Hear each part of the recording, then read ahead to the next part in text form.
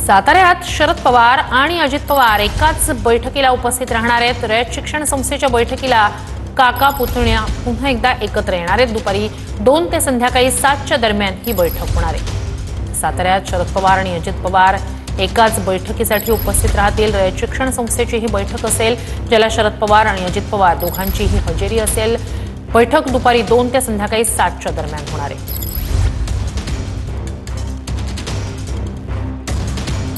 अधिक या सगळ्या संदर्भात जाणून घेऊया आपले प्रतिनिधी संतोष नलावडे यांच्याकडून। संतोष, काय अधिक अपडेट्स आहेत? श्रुती, रयत शिक्षण संस्थेचे अध्यक्ष शरद पवार जे आहेत ते उद्या सातारा दौऱ्यावर आहेत आणि रयत शिक्षण संस्थेचे कार्यक्रमांच्या अनुषंगानं ते उद्या विविध बैठका घेणार आहेत।